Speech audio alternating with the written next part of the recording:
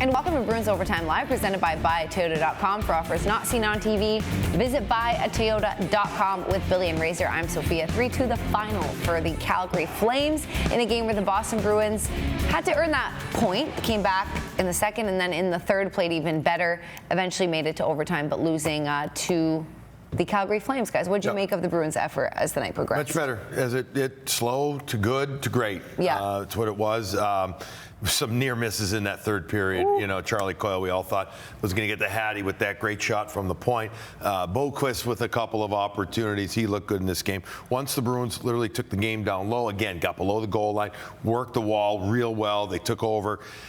However, they end up losing in overtime, but as you said, right near the end of overtime, everybody was entertained. So not that it didn't matter, but the fact they got the point was great, but would have been nice if they'd finished. They did have 2 or 3 OT chances, but, you know, I don't think they got greedy. I just think they just couldn't make one of those go in. Yeah, I agree. And I mean, I would have taken 1 point after them giving up that late goal in the first period and ran out of Calgary all the way to Vancouver. Especially given last night. Given last night, given the fact they were gifted a goal, gave up a goal 1 shift later, late in the first period, it was a gutsy point at the end of it, and they had lots of opportunities in overtime and at the end of the third period. It would have been nice for them to get one of those in, but that's just not how it works in hockey all the time. So a good point, a gutsy point, and now you have 3 out of 4 through Alberta, which I think we would have all been happy with. Day off tomorrow. Not a long, more hour and a half flight to Van. Get in an hour. You gain an hour, but day off fully tomorrow. And then you got a 4 o'clock local game on Saturday. So get a little rest. Get ready for that. Often in hockey, a chance one way leads to a chance the other way, especially in overtime when it's 3-on-3, and that's exactly what happened for the Calgary Flames and Nazem with the game-winning goal. I thought Pastrnak was going to pass this. I know he's a shooter, but I thought he was going to load, and right there I thought he was going to zip it over to McAvoy. I just did. I thought that was, you know, McAvoy was going to have 3 game winners in a row, 1 shootout, 2 OTs, but 3-on-1 the other way. And Linus there's got to lean a little towards him. He's got to play that shot. It's a good shot. It's just a great shot. Really great good shot. Yeah. And this was a great shot as well, Laura. You see just the jersey of Markstrom's right shoulder, catches a little whiff. I think David tried to catch Markstrom off guard. I think that stick of Kadri just got back enough where David wasn't sure if that pass was going to get to him. Maybe even was thinking a little POP. Maybe. I'd be interested to see if he thinks that after the game. But again, to Kadri with the left-handed shot down the wing, he held long enough for Linus to get off of that and give up that low glove just a little bit. You see Linus drifting just a little. Great play by Kadri. Great try at the other end by Pasta and Boquist and Lowry. And again, it was really entertaining, and that's how overtime goes. We've seen some duds in overtime.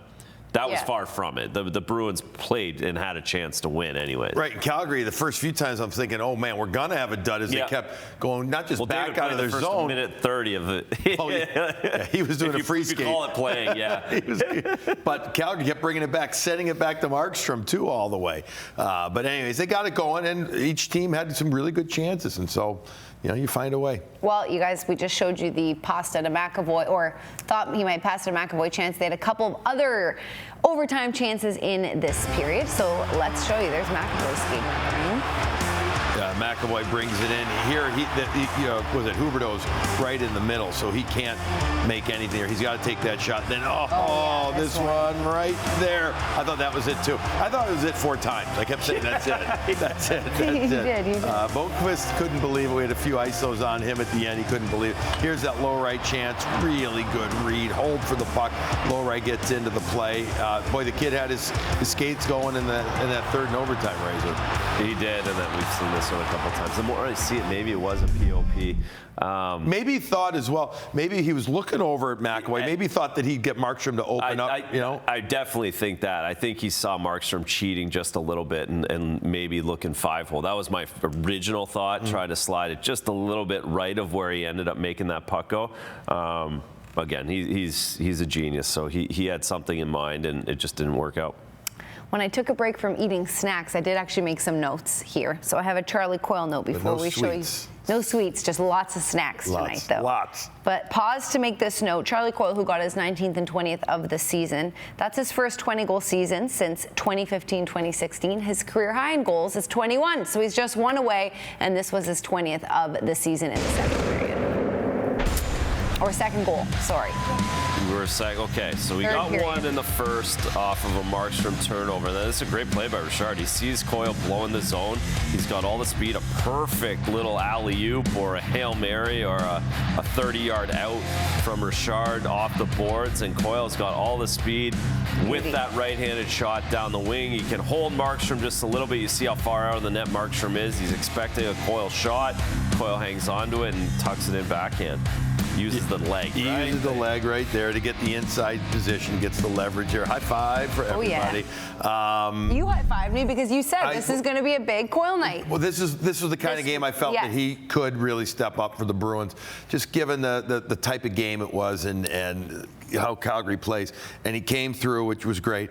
I love the way that Richard just put it out there because it allowed for Charlie complete just to skate into it. Weegar had been down low, and then when Richard saw that, Charlie took off and Richard just went. Charlie just went, and it was great. Just a simple play. We need to see more of that. We talked about that in the past, where the Bruins don't oftentimes just get the puck out. I've talked about it with Barry too. It's just kind of like Bruins sometimes look to make these great passes. Sometimes it's okay just to loft it into space, and they did it beautifully there. Yes, great finish by Charlie Coyle. Like I said, 20th goal of the season. Let's get Monty's perspective, what he saw from the bench. That's coming up next. He goes one-on-one with Brick, and we've got a lot more after that. Bruins Overtime Live on Nesson is presented by buyatoyota.com. For offers not seen on TV, visit buyatoyota.com.